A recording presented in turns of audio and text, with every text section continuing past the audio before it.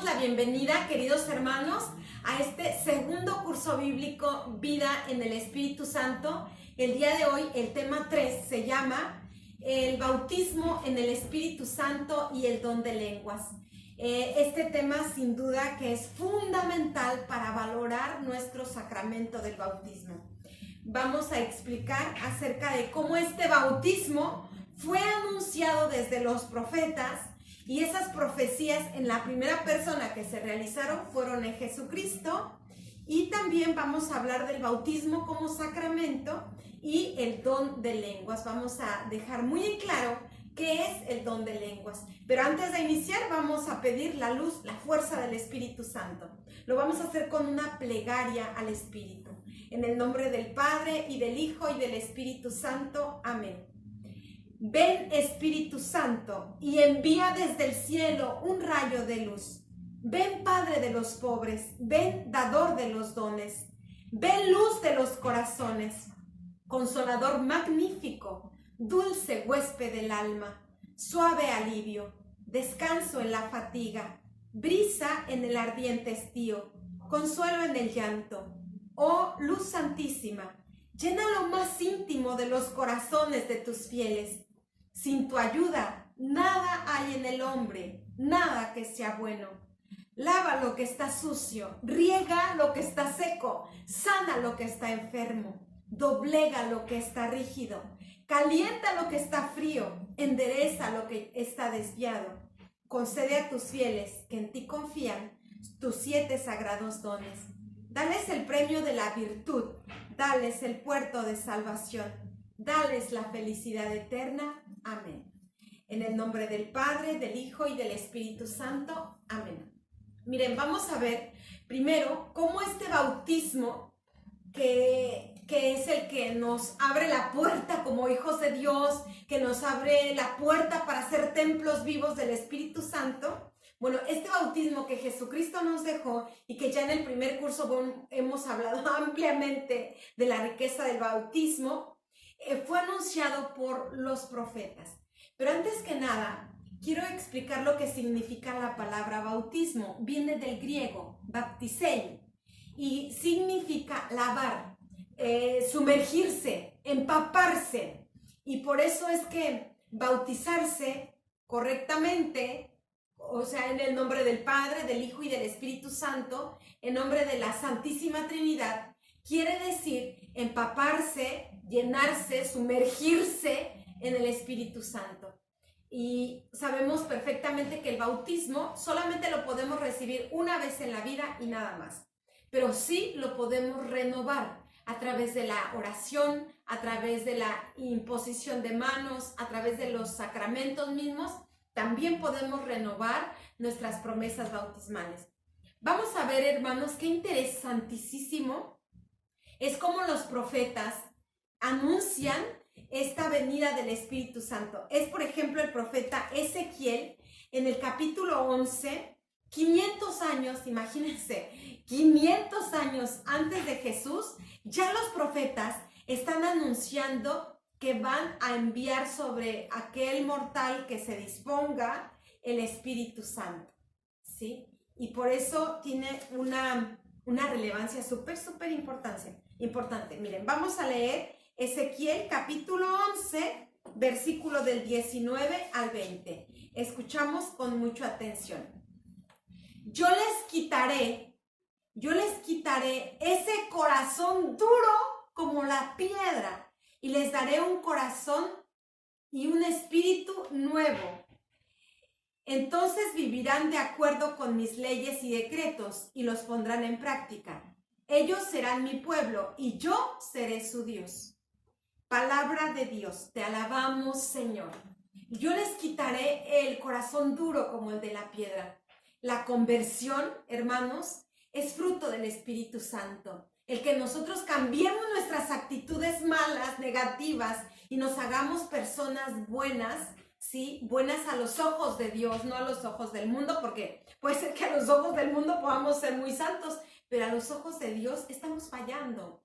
Y ese es fruto, esa conversión, ese cambio de vida, ese clic para corregir nuestros actos, es fruto del Espíritu Santo. Cuando tú pides que un familiar cambie, que deje los vicios, hay que pedirle al Espíritu Santo, porque de él son los méritos de la conversión. Por eso aquí el profeta Ezequiel lo dice claramente, ese corazón puede ser de piedra. Un corazón donde hay personas que dicen, no, ese ya no va a cambiar, ese ya es así se va a morir porque es súper terco, no quiere aceptar las cosas. Y sin embargo, queridos hermanos, realmente podemos cambiar, realmente podemos corregirnos, realmente podemos hacer esa metanoia, ese cambio de mentalidad en nuestras vidas, si dejamos actuar al Espíritu Santo. Vamos a ver en el mismo libro de Ezequiel, del profeta Ezequiel, en el capítulo 36, versículo 25 al 27. 25 al 27 dice: pondré en ustedes un corazón nuevo y un espíritu nuevo. Quitaré de ustedes ese corazón duro como el de la piedra y les pondré un corazón dócil. Pondré en ustedes mi espíritu y haré que cumplan mis leyes y decretos. Palabra de Dios. Te alabamos, Señor. Ahí lo tenemos. El profeta vuelve a decir de este corazón duro que él va a poner, que él va a cambiar por un corazón de carne, un corazón sensible, un corazón que tome en cuenta la vida de los demás, un corazón que no viva encerrado en su propio egoísmo. Lo contrario al amor, hermanos, es el egoísmo. Y sabemos que el Espíritu Santo es todo amor. Por eso, en un corazón que tenga Espíritu Santo, no cabe el egoísmo, no hay espacio para él, porque está lleno de amor. Y miren, vamos a ver también cómo el profeta Joel lo anuncia la llegada de este Espíritu Santo como un derramamiento. El profeta Joel en el capítulo 3, versículo del 1 al 2, nos dice claramente que este Espíritu Santo va a llegar como un derramamiento. ¿Qué significa?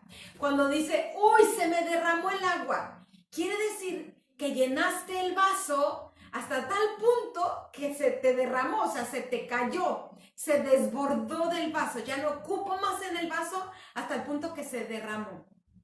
Y por eso dice el profeta Joel, yo derramaré mi espíritu. Miren, vamos a escuchar con mucha atención. Dice aquí, después de esto, yo derramaré mi espíritu sobre todo mortal. Tus hijos y tus hijas hablarán de parte mía. Este derramamiento, este desbordamiento de Espíritu Santo, dice que se va a dar, sorprende porque dice sobre tus hijos e hijas. Recordemos que para el Antiguo Testamento las mujeres no valían nada, o sea, eran un cero a la izquierda. Y que diga el profeta sobre las hijas también, o sea, sobre incluso las mujeres, es como para decir, va a ser para toda la humanidad. Todo aquel que quiera recibir el Espíritu Santo va a tener esa facilidad. Y aquí lo dice muy claramente en el profeta Joel. Los ancianos tendrán sueños, los jóvenes verán visiones. En aquel día, hasta sobre los siervos y siervas derramaré mi espíritu. Palabra de Dios. Te alabamos, Señor. Sobre mis siervos, pero también siervas. Los jóvenes, o sea, los inexpertos podrán tener visiones, ¿sí? O sea, Dios va a hablar de cualquier forma. Dios va a hablar por medio de sueños, de visiones, de profetas. Los siervos y las siervas podrán también, dice aquí, predicar la palabra. Yo voy a derramar mi espíritu. ¿Con cuánta insistencia, hermanos? Absolutamente todos los profetas anunciaron que el Espíritu Santo iba a derramarse en el ser humano, porque es sumamente importante que nosotros tomemos conciencia que el Espíritu Santo es indispensable para nuestra vida. Vamos a ver el profeta Isaías, de qué forma Isaías anuncia ese derramamiento en nuestras vidas. Isaías capítulo 32, versículo 15. Miren, el profeta Isaías, 700 años, va más para atrás. Isaías existe 700 años antes de Jesucristo y sin embargo ya está anunciando que el Espíritu Santo se va a derramar. Vamos a ver de qué forma lo anuncia el profeta Isaías. Pero el poder creador del Señor vendrá de nuevo sobre ustedes. Repito, el poder creador, ese poder con el que Dios hizo el sol, la luna, el mundo, separó las aguas, o sea, con el que creó el mundo. Dice, ese poder donde solamente bastó pronunciar palabras de Dios y ahí se fueron creando todo lo que existe. Dice, pero el poder creador del Señor vendrá de nuevo sobre ustedes y el desierto se convertirá en tierra de cultivo y la tierra de cultivo en tierra fértil. Y la tierra de cultivo será mucho más fértil. Palabra de Dios, te alabamos, Señor. Dice que así que con el poder de Dios al crear el mundo, porque recordemos que allí en Génesis capítulo 1, versículo 1, dice que el Espíritu de Dios, dice, antes de que Dios existiera todo, que creara todo, a ver, lo voy a leer textualmente, Génesis 1:1 dice, en el comienzo de todo, Dios creó el cielo y la tierra. La tierra no tenía ninguna forma. Todo era un mar profundo cubierto de oscuridad. Y el Espíritu de Dios se movía sobre las aguas. Palabra de Dios.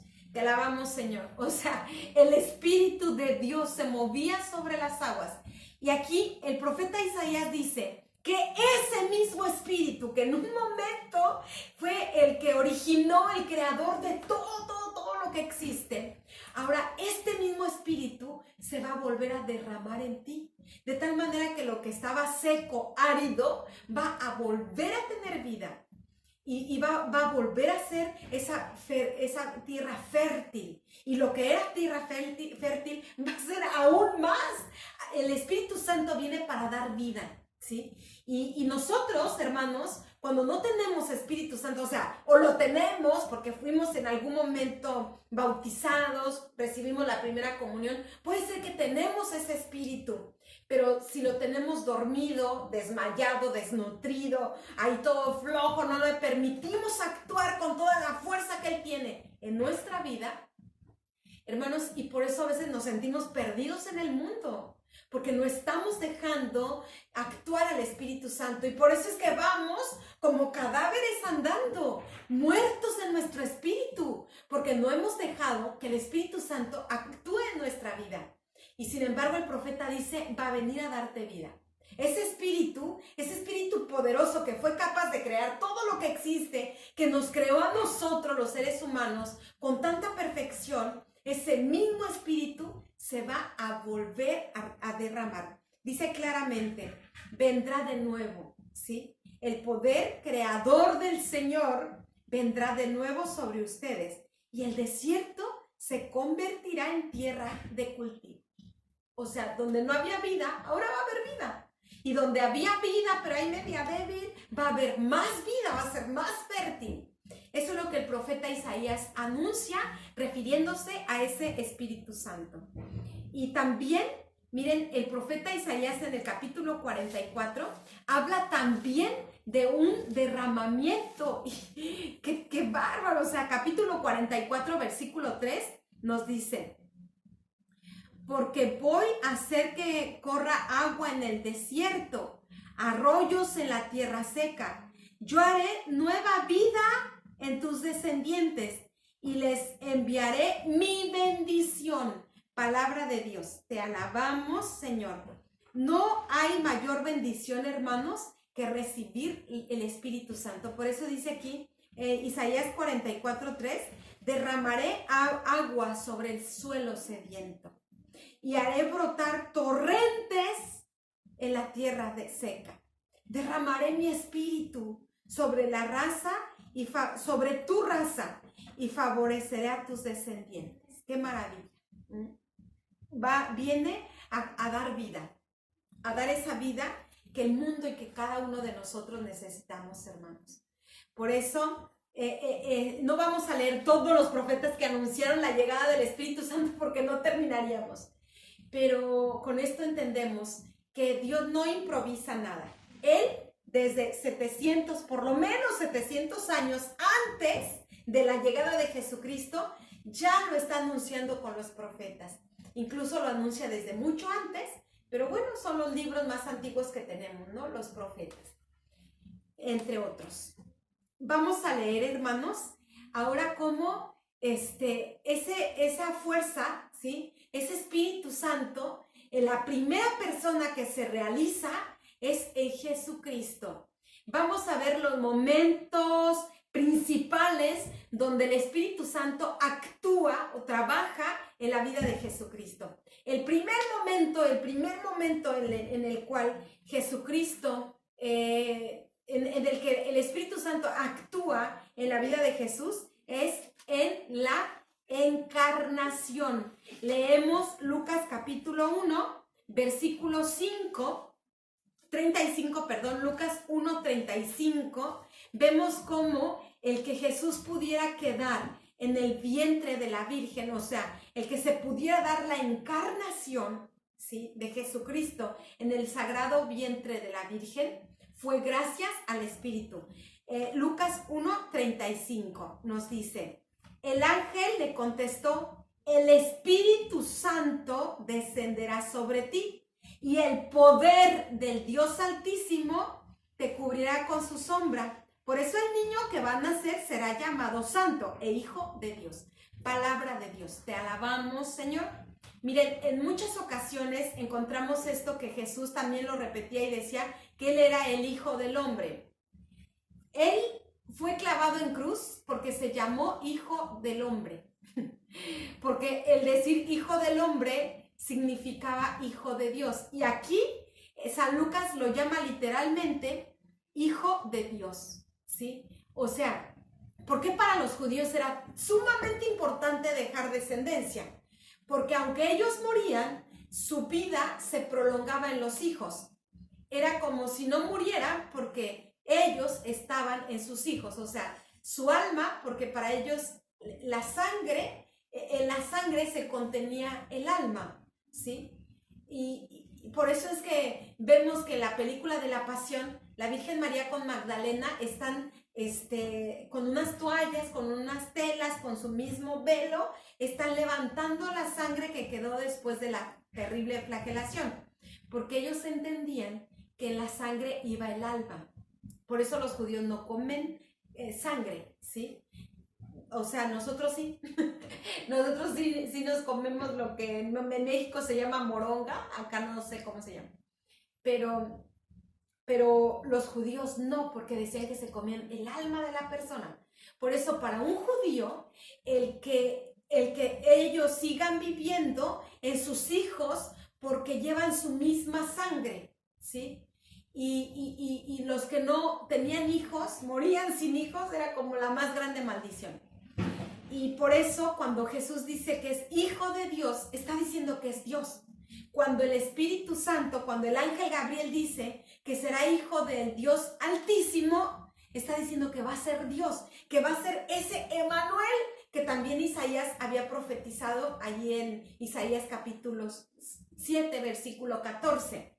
Sí, Isaías 7:14. Entonces, es gracias al Espíritu Santo que se lleva a cabo la encarnación de Jesucristo en el vientre de la Virgen. Ahí es el primer momento en que actúa el Espíritu Santo en la vida de Jesús. El segundo momento, hermanos, es en el bautismo.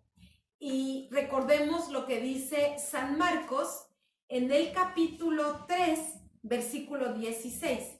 San Marcos 3 dice claramente que el Espíritu Santo es el que presenta a Jesucristo. Dice aquí, capítulo 3, versículo 16. San Marcos, capítulo 3, versículo 16. Dice, una vez bautizado Jesús salió del río. De repente se abrió el cielo y vio el Espíritu de Dios que bajaba como paloma sobre él. Palabra de Dios. te alabamos, Señor. Aquí lo tenemos. Una vez bautizado Jesús salió del río, ¿sí? De repente se abrió el cielo y vio al Espíritu de Dios que bajaba como en forma de una paloma sobre él. Y entonces podríamos pensar nosotros que el Espíritu es paloma. Y hay una persona que llega a decir, yo hasta el pico le di. O sea, miren, el Espíritu dice que era en forma, no era una paloma, era la forma de una paloma. No quiere decir que era una paloma, era la forma, ¿sí? Porque recordemos que cuando Noé en la barca, ¿sí? En esa barca donde Dios le dijo construye una barca que mida tanto por cuánto, era enorme la barca, y después Noé soltó una paloma para saber si ya estaban cerca de tierra firme. Y la paloma llegó con una ramita de olivo, nos dice la palabra de Dios, que indicaba que ya estaba la tierra seca, o sea, que ya en alguna parte había tierra seca que habría que buscarla, ¿no? En las partes más altas ya había tierra seca, porque la paloma ya traía una ramita de olivo. Y por eso, hermanos, el Espíritu Santo se muestra como esta esperanza, ¿sí? Así como en ese día de Noé, cuando vio que volvía la paloma con una ramita en el pico, como signo de que ya tenemos esperanza de salir del arca, o sea, de comenzar nuestra vida, de comenzar en tierra firme, ya no estar en una barca todos amontonados, sino que ahí ya vamos a comenzar a hacer vida.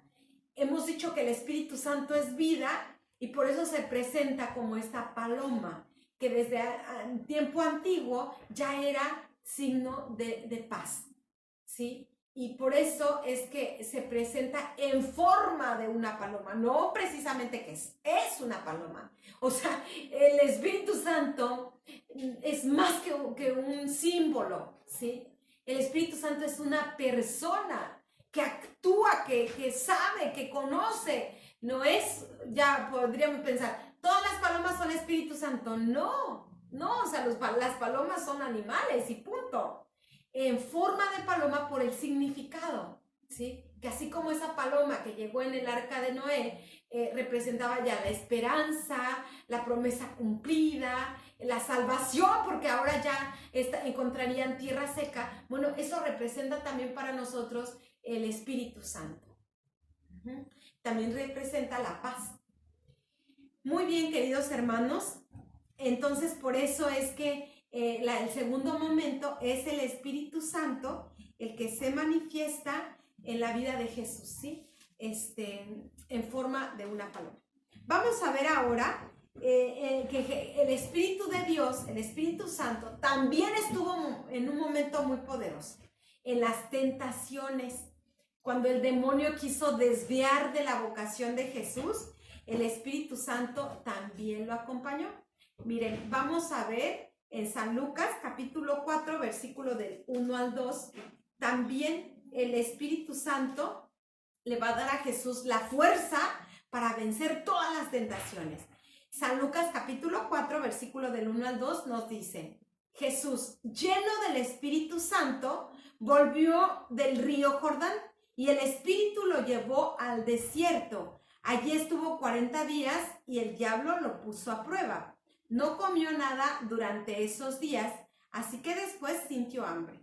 Palabra de Dios, te alabamos, Señor. Jesús lleno del Espíritu Santo. Si nosotros queremos vencer las tentaciones, debemos invocar al Espíritu Santo. Él nos da la fuerza, hermanos. A veces las tentaciones pareciera que nos van a hundir, que no las vamos a poder vencer. Sin embargo, si pedimos esa fuerza que viene de arriba, ese Espíritu Santo, hermanos, por supuesto que vamos a vencer con el poder del Espíritu. Y así, o sea, en cada momento que el demonio se acercaba para poner a prueba a Jesús, para tentarlo, él lo vencía. ¿Con qué fuerza? Con la fuerza del Espíritu Santo. ¿Sí? Vamos a ver ahora que también este mismo Espíritu Santo estuvo a la hora en que Jesús predicaba la palabra. Por eso es que muchos decían, Él no habla como nuestros maestros de la ley. Él habla como quien tiene autoridad. y es porque tenía Espíritu Santo. ¿Cuántas veces hemos escuchado gente que habla, pero que no tiene autoridad? Pero que incluso son como palabras huecas que no convierten a nadie, y podrán ser muy estructuradas esas palabras que predica y podrán ser muy correctas y muy elocuentes, pero sin embargo no transforman ningún corazón, porque el único, hermanos, que puede transformar los corazones es el Espíritu Santo, ya lo hemos dicho. Y cuando nosotros predicamos con la fuerza del Espíritu Santo, ahí se suscita la conversión, cuando hay un corazón también preparado, ¿sí? Pero algo tiene que suscitar. O sea, a lo mejor para muchos suscitará como el enojo, ¿no? Hay muchos que se enojan porque escuchan sus verdades, porque les calan sus verdades y no las quieren aceptar, pero es el Espíritu Santo. Bien, miren, vamos a ver cómo también este Espíritu Santo, por eso es que fue tan prometido por Jesús. O sea, en realidad Jesús lo prometió en cada momento y no hacía absolutamente nada Jesús si no era guiado por ese Espíritu. Dice, por ejemplo, del capítulo 4, San Lucas, capítulo 4, versículo 18, nos dice: el Espíritu del Señor está sobre mí, porque me ha consagrado para llevar la buena noticia a los pobres. Me ha enviado a anunciar libertad a los presos y dar vista a los ciegos, a poner en libertad a los oprimidos y anunciar el año favorable del Señor. Palabra de Dios. Te alabamos, Señor. Es Jesús el que está diciendo que es el Espíritu Santo el que lo ha enviado, ¿sí? El que está sobre él y el que lo impulsa a anunciar el Evangelio, anunciar el mensaje. También en San Lucas capítulo 10, versículo 21, nos repite esta idea, que si Jesús habla, predica la palabra, lo hace, sí, pero con la fuerza del Espíritu Santo. San Lucas capítulo 10, versículo 21 nos dice: en aquel momento Jesús, lleno de alegría por el Espíritu Santo, dijo: te alabo, Padre, Señor del cielo y de la tierra, porque has mostrado a los sencillos las cosas que escondiste de los sabios y entendidos. Sí, Padre, porque así lo has querido. Palabra de Dios, te alabamos, Señor. ¿Dónde está la verdadera alegría, hermanos? Nosotros a veces podemos tener alegría en lo material, también nos podemos alegrar en lo material, pero no perdura, es pasajera, se va pronto. Pero cuando tenemos esa alegría, fruto del Espíritu Santo, ahí sí que dura, hermanos. Ahí sí que podemos decir: este es fruto del Espíritu Santo. Y me maravillo, de verdad me maravillo, porque si Jesús, por más que era perseguido, no tenía tiempo de comer, no tenía tiempo ni de dormir, muchos sacrificios, calumnias por todas partes, y sin embargo Jesús era feliz. Dice que su felicidad era por el Espíritu Santo. Aquí lo dice bien clarito. En aquel momento Jesús lleno, o sea, completo, lleno de alegría por el Espíritu Santo. La alegría de Jesús era contar con la presencia permanente del Espíritu Santo. Y aquellos que lo hemos experimentado, sabemos que es un gozo tremendo. Es un gozo que te hace mirar hacia el cielo y desear estar ya en la presencia de Dios. Por eso se entiende que muchos que han tenido éxtasis o que han tenido esas revelaciones de Dios, esas visiones del cielo, de Dios, de la Virgen, ya no quieren vivir más. Yo me acuerdo cuando vi la película esta de Santa Bernardita, la que miró a la Virgen de Lourdes. Ella era una niña muy pobre, pero así pobre, y tenía asma. Y el sacerdote de su parroquia le preguntó un día: Bernardita, ¿cómo sigue tu asma? Y esta santa le responde: el doctor me ha dado mucha esperanza, padre. Me ha dicho que si sigo así, pronto voy a morir. O sea, ella lo decía con una profunda convicción. Pronto voy a morir, o sea, mi anhelo, mi deseo es ya gozar de la presencia de Dios. Todos aquellos que han tenido la visión beatífica, o sea, han visto el cielo, miren, lo único que desean es morir para ir allá. Ya no se ve la muerte como una desgracia, sino que lo único que se desea es morir para estar con Dios. Por eso aquí Jesús dice que lleno de la alegría del Espíritu. Así es como él vivía, lleno de esa infinita, infinita alegría. Y Jesús, o sea, Jesús fue enviado, ¿sí?, por Dios para decir las palabras de Dios. Vamos a verlo en San Juan capítulo 3, versículo 34. San Juan capítulo 3, versículo 34 nos dice: pues el que ha sido enviado por Dios habla las palabras de Dios, porque Dios da abundantemente su espíritu. Palabra de Dios, te alabamos, Señor. El que ha sido enviado por Dios, ¿qué es lo que va a hablar? Pues las palabras de Dios. ¿Por qué? Porque Dios da abundantemente su espíritu.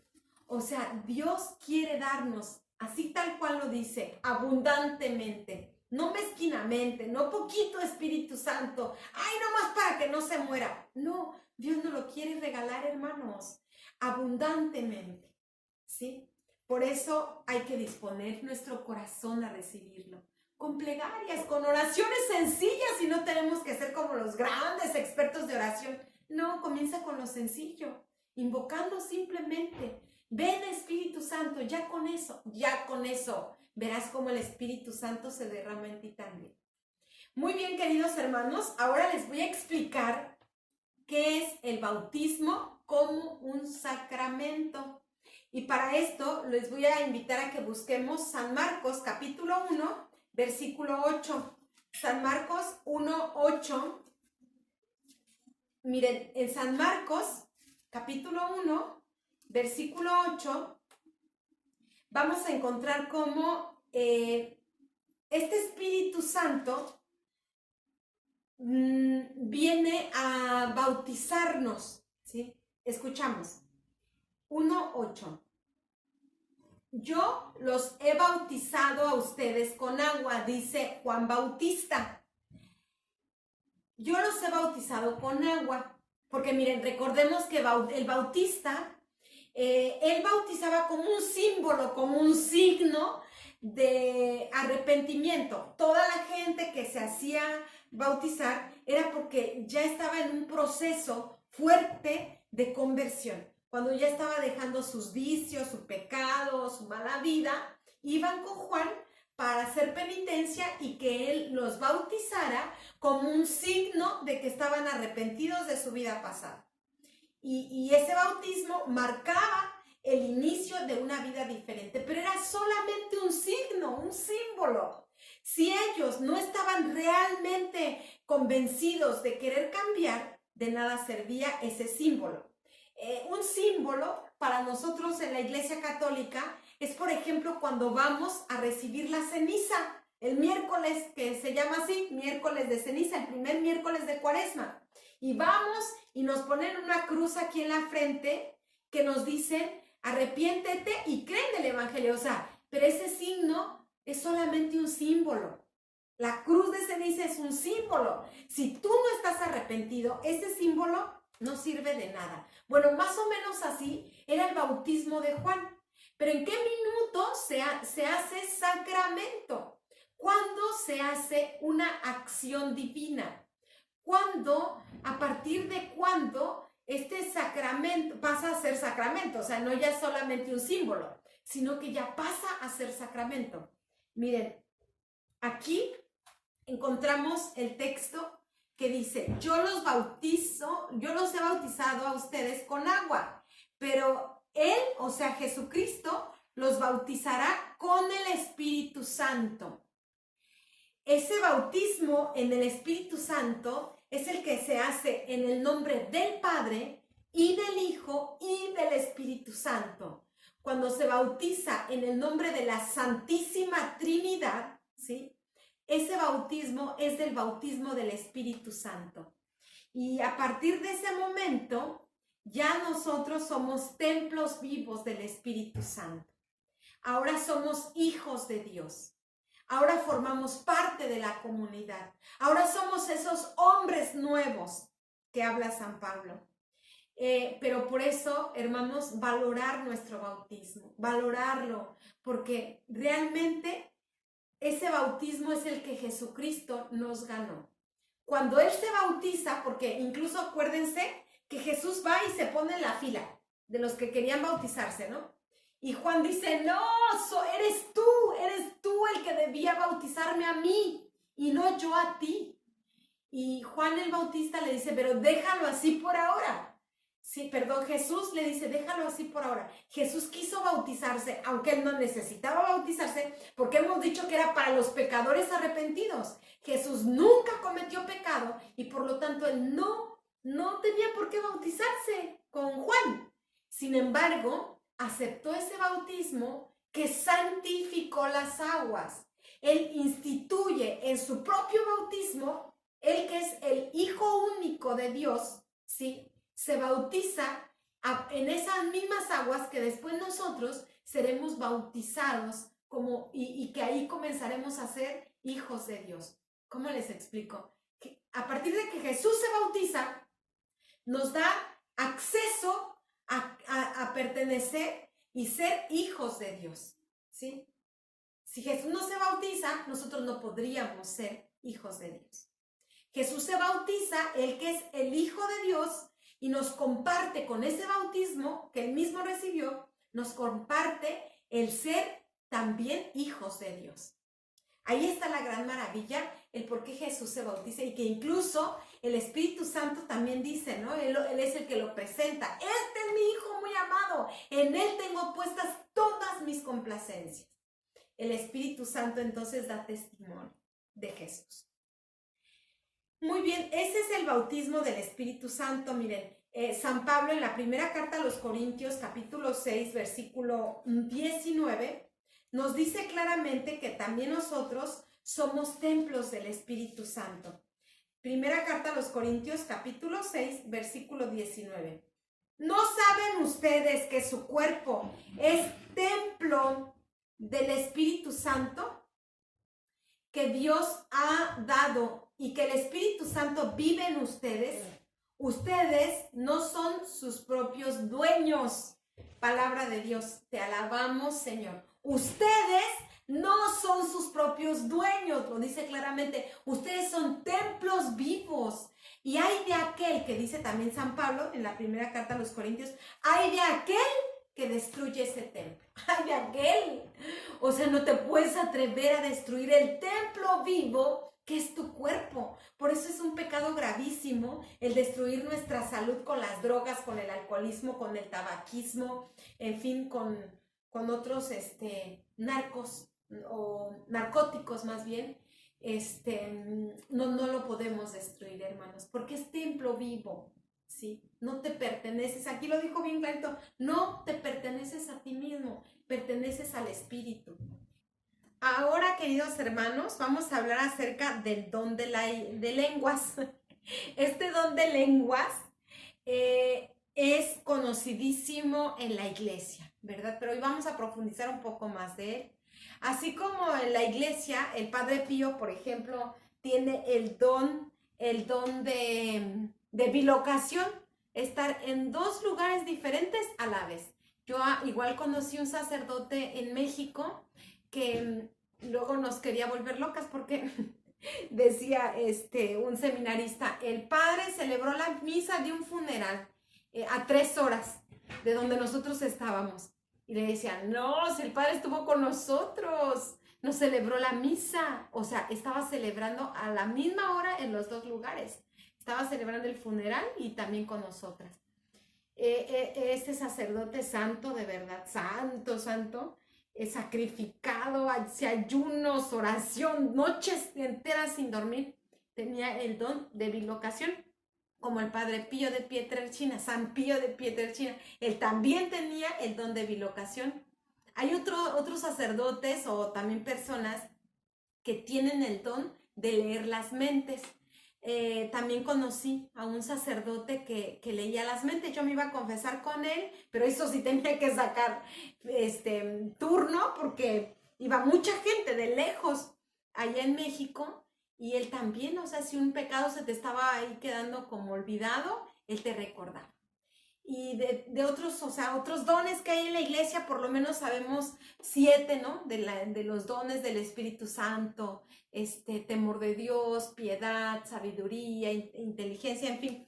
Son 7 dones que también nosotros tenemos en la iglesia, conocidos por el Espíritu Santo, pero que también se encuentra el don de lenguas. Vamos a explicar en qué consiste. Miren, este don de lenguas significa que el Espíritu Santo mueve la lengua de las personas, ¿sí? Para 2 cosas. Uno es para alabar a Dios, pero en otras lenguas, o sea, la persona queda como poseída, ¿sí? Por el Espíritu Santo y habla, pero ni siquiera él sabe lo que está diciendo. Y también para la segunda forma que se da este don de Espíritu Santo, del Espíritu Santo, este don de lenguas, es para dar un mensaje. Yo conocí también un grupo de la Renovación Carismática que ellos tenían personas que hablaban en lenguas y que lo hacían para dar mensajes a las personas que estaban ahí. Y en una ocasión un muchacho que estaba a punto de separarse de su esposa fue a esta reunión. Y ahí hay una persona que comenzó a hablar en lenguas y había otra persona que interpretaba, porque para que este don sea eficaz, tiene que haber otra persona que también tenga el don de interpretar lo que está diciendo en lenguas.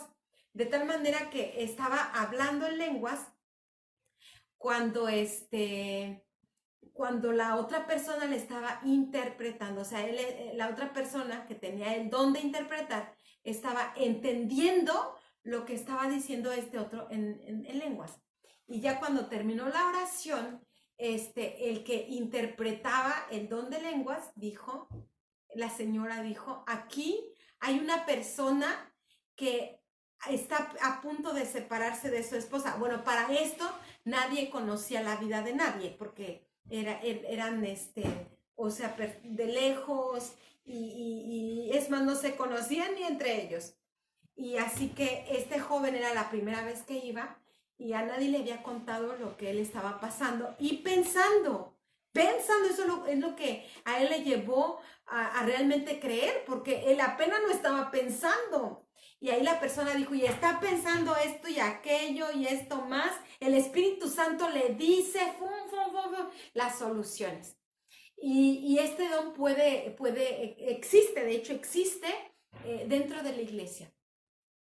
Pero antes de explicar más profundamente lo que significa este don de lenguas, vamos a leer la carta del apóstol Santiago.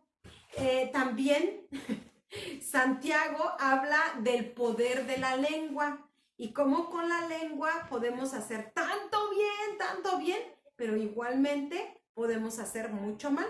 Del apóstol Santiago, capítulo 3, versículo del 1 al 12. Vamos a escuchar con muchísima atención.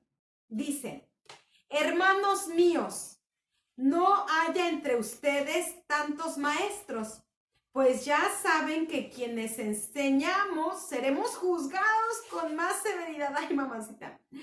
Todos cometemos muchos errores. Ahora bien, si alguien no comete ningún error en lo que dice, es un hombre perfecto, capaz también de controlar todo su cuerpo. Cuando ponemos freno en la lengua a los caballos para que nos obedezcan, controlamos todo su cuerpo. Y fíjense también en los barcos, aunque son tan grandes y los vientos que los empujan son fuertes, los pilotos con un pequeño timón los guían por donde quieren. Lo mismo pasa con la lengua. Es una parte muy pequeña del cuerpo, pero es capaz de grandes cosas. ¿Qué bosque tan grande puede quemarse por causa de un pequeño fuego? Y la lengua es un fuego, es un mundo de maldad puesto en nuestro cuerpo que contamina a toda la persona. Está encendida por el infierno mismo y a su vez hace arder todo el curso de la vida. El hombre es capaz de dominar toda clase de fieras, de aves, de serpientes y de animales del mar. Y los ha dominado, pero nadie ha dominado, pero nadie ha dominado, pero nadie ha podido dominar la lengua. Es un mal que no se deja dominar y que está lleno de veneno mortal. Con la lengua lo mismo bendecimos a nuestro Señor y Padre que maldecimos a los hombres creados por Dios y a su propia imagen. De la misma boca salen bendiciones y maldiciones. Hermanos míos, esto no debe ser así. De un mismo manantial no puede brotar a la vez agua dulce y agua amarga.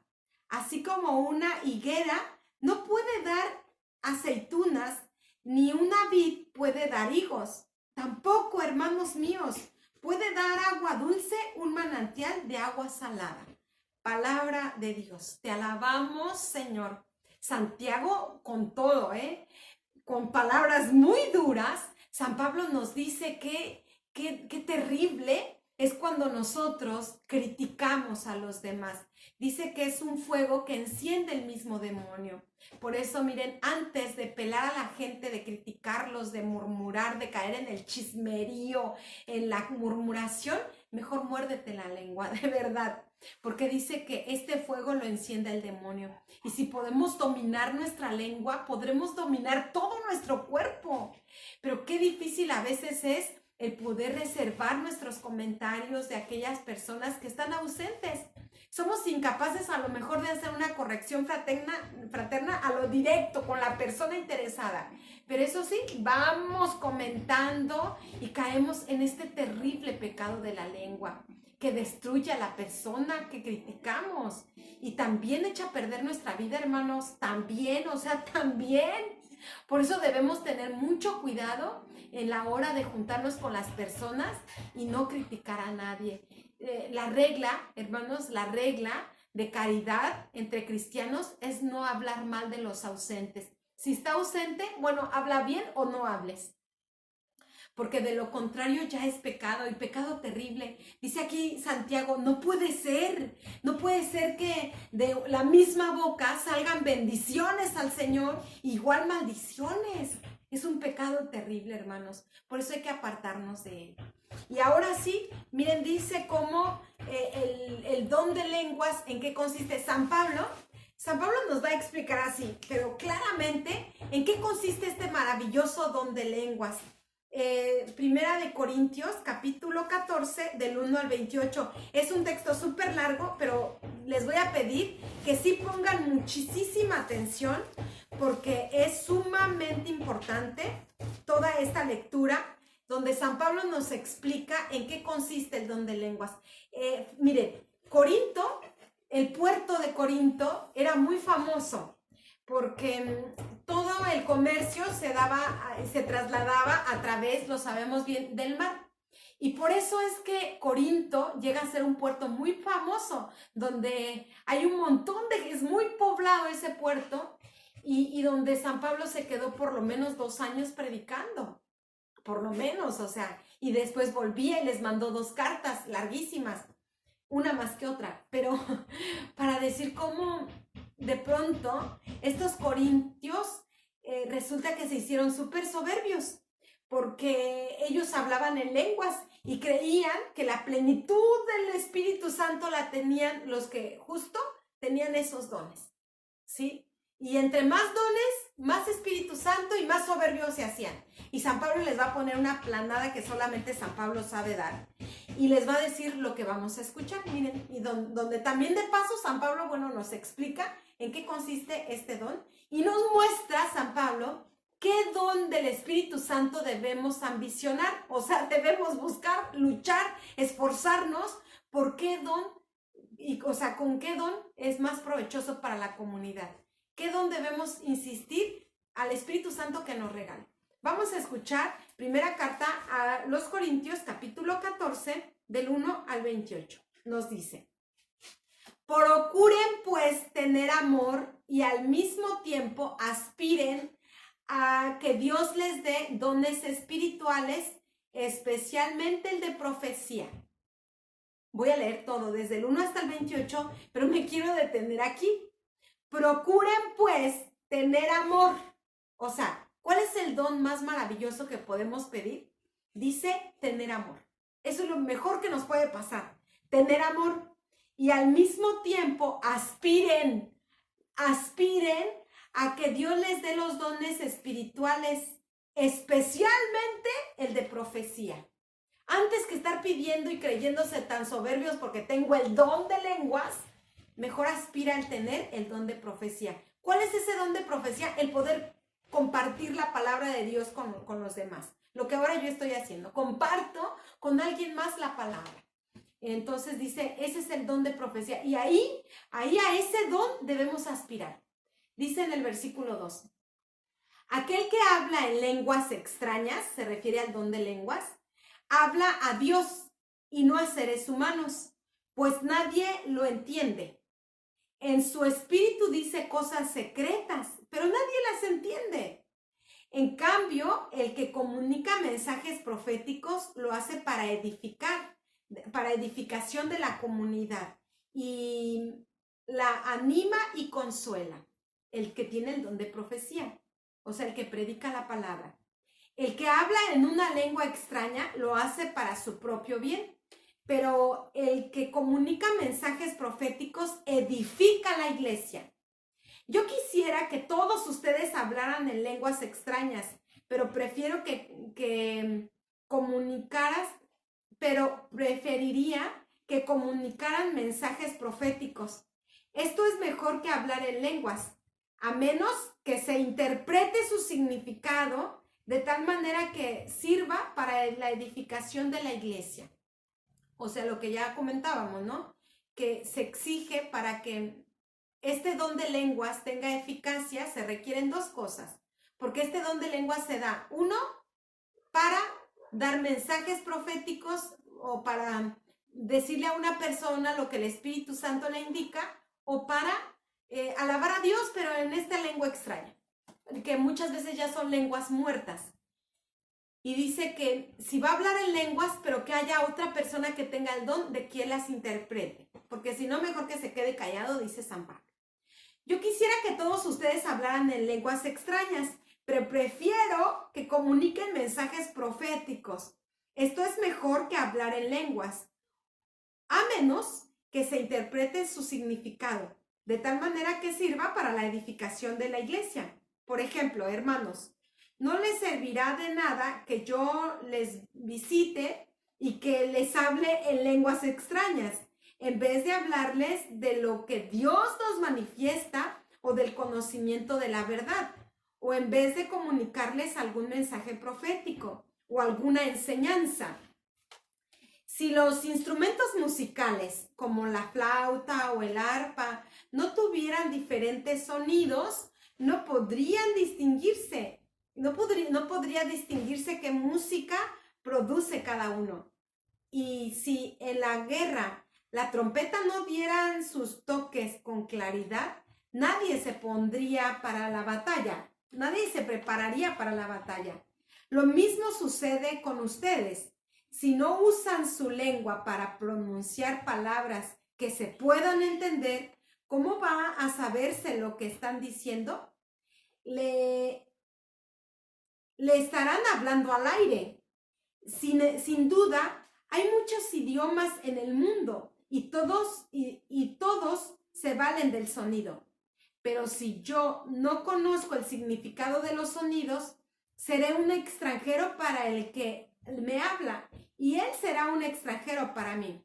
Por eso, ya que ustedes ambicionan poseer dones espirituales, procuren tener en abundancia aquellos que ayudan a la edificación de la iglesia.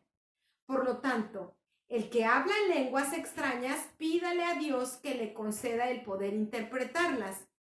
Pues si yo oro en lenguas extrañas, es verdad que estoy orando con mi espíritu, pero mi entendimiento permanece estéril.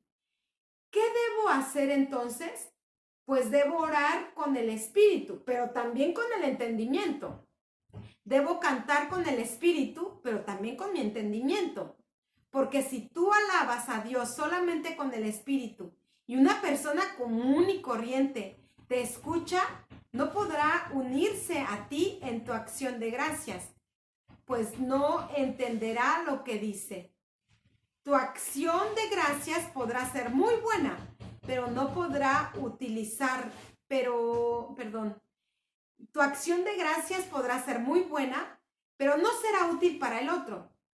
Doy gracias a Dios porque hablo en lenguas extrañas más que todos ustedes. Pero en la iglesia prefiero decir 5 palabras que se entiendan para enseñar así a otros que decir 10,000 palabras en lenguas extrañas. Hermanos, no piensen ustedes como niños. Sean como niños para lo malo, pero sean adultos en su modo de pensar. En la escritura se dice: hablaré a estas naciones en lenguas extrañas y por boca de extranjeros, pero ni aún así me harán caso, dice el Señor.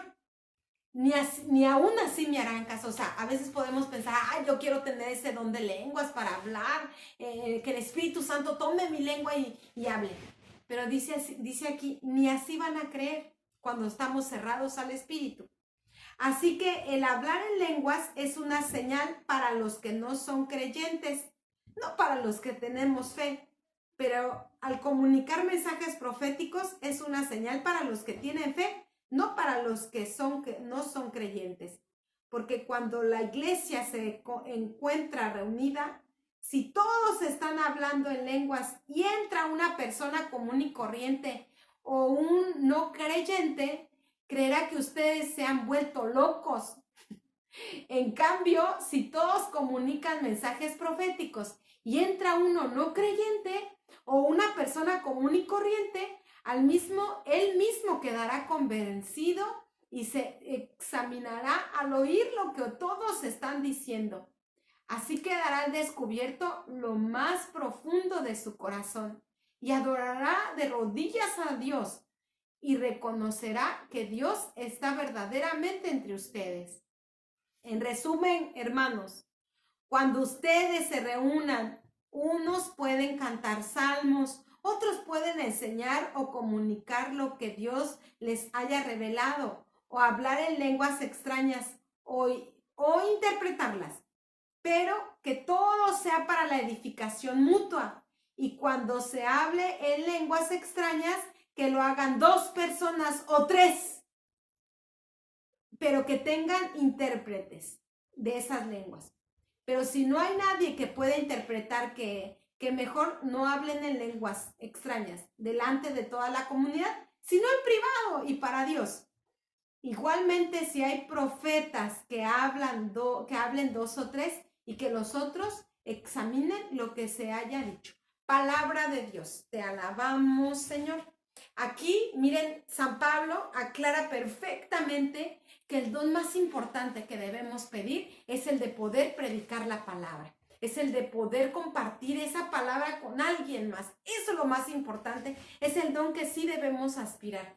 San Pablo también, ya por último, en la carta a los Romanos, en el capítulo 8, nos vuelve a insistir acerca de hablar en lenguas, para que nadie se sienta soberbio de decir, no, yo tengo muchos dones. En eso no está tanto como el Espíritu Santo, sino en los frutos que vamos a ver después. Por último, Romanos 8, 26 al 27. 8, 26. Nos dice aquí la palabra. De igual manera, el Espíritu nos ayuda en nuestra debilidad, porque no sabemos orar como es debido, pero el Espíritu mismo ruega a Dios por nosotros, con gemidos que no pueden expresarse con palabras. Y Dios, que examina los corazones, sabe qué es lo que el Espíritu quiere decir, porque el Espíritu ruega conforme a la voluntad de Dios por los del pueblo santo. Palabra de Dios, te alabamos, Señor. Así que ahí tenemos ese don de lenguas, hermanos, y que lo más importante es, uno, si tienes ese don, que haya alguien que tenga el don que sepa interpretar. Y si no, dice San Pablo, guárdate tu hablar de lenguas para cuando estés solo, porque así le hablarás a Dios, como también nos lo dice en la carta a los Romanos que acabamos de escuchar. Hermanos, muchas bendiciones. Vamos a terminar glorificando a Dios, diciendo gloria al Padre y al Hijo y al Espíritu Santo, como era en el principio, ahora y siempre, por los siglos de los siglos. Amén. Que todo lo que hagamos en este día y para siempre sea en el nombre del Padre, y del Hijo, y del Espíritu Santo. Amén. Muchas bendiciones.